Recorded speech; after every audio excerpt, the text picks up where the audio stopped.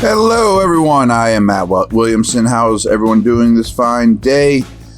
We are going to focus on when DTR and the Browns have the ball, and I'm going to give you my prediction at the end. But I'm going to start with a special teams nugget. This is crazy. So the Browns have attempted 27 field goals this year. They've made 24 of them. What's so crazy about that? Nothing. It's the way it is. But their opponents have collectively only attempted 13 field goals all year. They've only made 8. The Browns have only had the ball go through the uprights on a field goal against them 8 times this year. That's bonkers. I mean, Pittsburgh's opponents have attempted 5 more field goals than the Steelers. But that's not even what I'm getting at. I mean, the fact that people have only made 8 kicks against you. I mean, first of all, you're really lucky that 5 of 13 don't go in. And the fact that there's only been 13 attempts. And what's crazy is, we mentioned yesterday, one of the only weaknesses is the Browns' red zone defense isn't great in terms of percentage of touchdowns allowed. So teams are actually getting in the red zone and scoring against their great defense. But I just think they don't get there very often, or even get in field goal range all that often. I mean, pretty crazy. All right, so let's get in when the Brownies have the ball here. They're averaging 4.6 yards a play, but they're at 4.9 over their last 3 games. Steelers give up 5.6 for the season, and they're at 5.6 over their last 3 games. That's a big number, folks. 10.6% of the Browns' offensive snaps this year have featured an extra offensive lineman. Most in the league by far. They also use 0-1 personnel. You'll never see that, hardly. 0 backs and 1 tight end, the league's highest rate. And in turn, only one team uses 12 personnel less. 1 back, 2 tight ends. They used to live in 12 and 13 personnel. They've changed quite a bit. For Watson, who's not in. The Steelers' defense have faced 21 personnel at the league's highest rate, and 11 personnel, which everyone runs the most, at the 26th highest rate. They have played a lot of teams that use fullbacks and some unorthodox stuff. Only the Broncos and Eagles force a 3 and out, a lower percentage of drives than Pittsburgh. Pretty bad. Only the Ravens and Niners are running the ball a higher percentage of their snaps than Cleveland. And this is going to be a run game. I don't think anybody's making any bones about that. As a team, they've had 3 different quarterbacks. The Browns are completing just 52% of their pass attempts, the lowest percentage in the entire NFL. Only 3 offenses have a higher average depth of target than Cleveland, though. Just 3 defenses are allowing a better completion percentage than the Steelers. And only the Bengals are seeing an average higher depth of target. Seems to be a trend every week that the teams that the Steelers have been facing, Tennessee, Green Bay, etc., same with the Browns, they throw deep, but they don't complete a lot. That just so happens to be what teams are doing against the Steelers D, too. Teams throw deep against the Steelers a lot, but don't complete a high percentage, as you'd imagine. So, as a team, only the Eagles and Broncos hold the ball longer per pass attempt. Watson's was highest among all quarterbacks.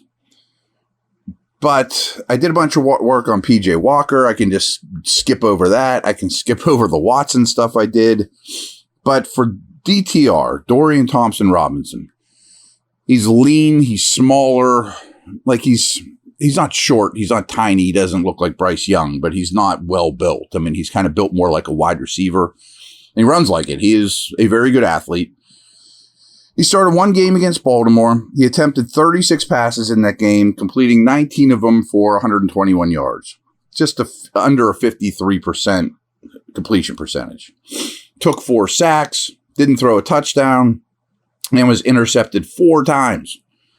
His yards per attempt was 3.5, which is just terrible. His passer rating was 28. His average depth of target was also high, as was his average time to throw. So all 3 of these quarterbacks, not that it matters because Watson's not going to play, but it's been a trend with all 3. High time to throw the ball deep, turn the ball over a lot, don't complete a high percentage. So if you see Walker in this game, it's very similar. So what else we got here? Okay. Of the 35 Brown pass attempts last week, Cooper got 9, Njoku got 9, Elijah Moore got 7. That's 25 of the 35 targets. And of a possible 78 snaps, Cooper played 72, Njoku 68, and Moore at 65. Those three are the driving engine, with Moore a distant third there. Cedric Tillman, though, he got an uptick in snaps. He played 66 offensive snaps, but didn't catch any of the 3 targets sent his way. So a lot of Amari Cooper stuff here, and I do think Porter's going to shadow or semi-follow him on Sunday. His 750 receiving yards leads the team, and it's 338 more than any other Browns pass catcher. He has 11th most receiving yards in the NFL and has already had his bye week, so he's a game shorter than some other receivers.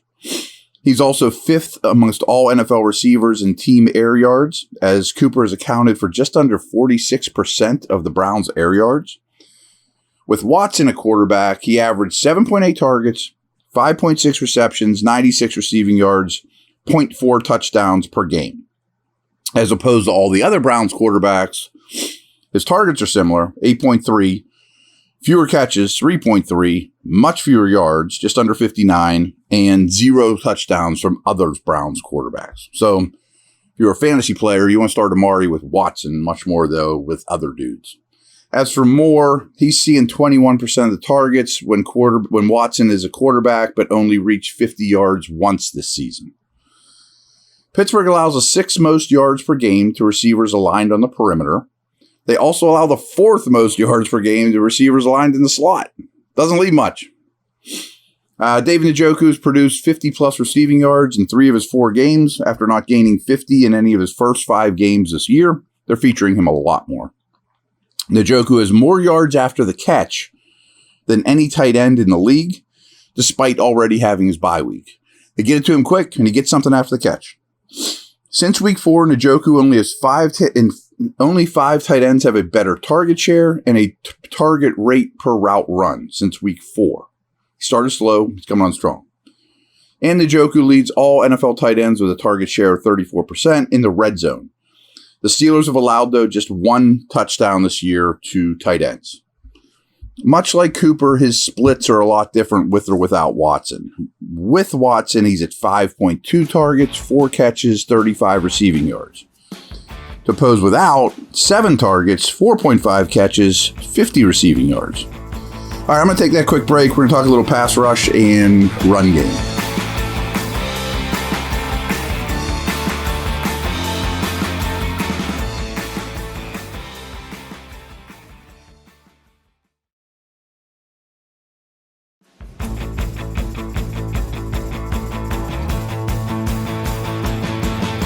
You're probably aware of this.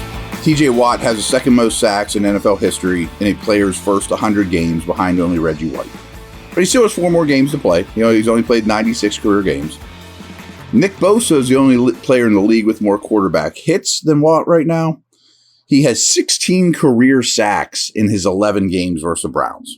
And the Browns took 4 sacks last week. They also ran for 178 yards against Baltimore last week.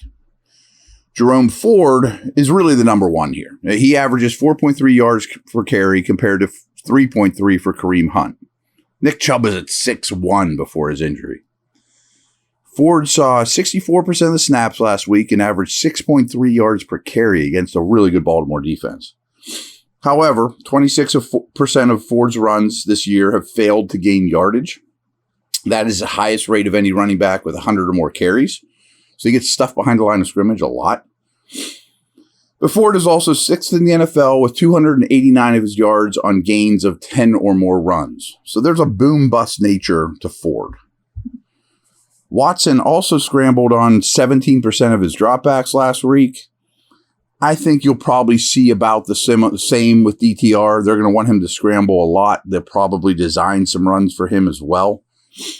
So remember against the Packers, A.J. Dillon had that 40-yard run.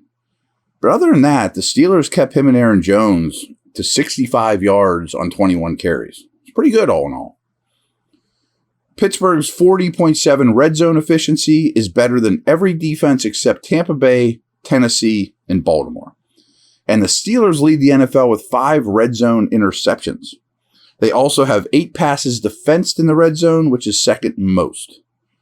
Over their past 5 games, the Steelers' defense is allowing 1.55 points per drive. That's 5th best over the last 5 weeks. So, has been better. That's no question about that.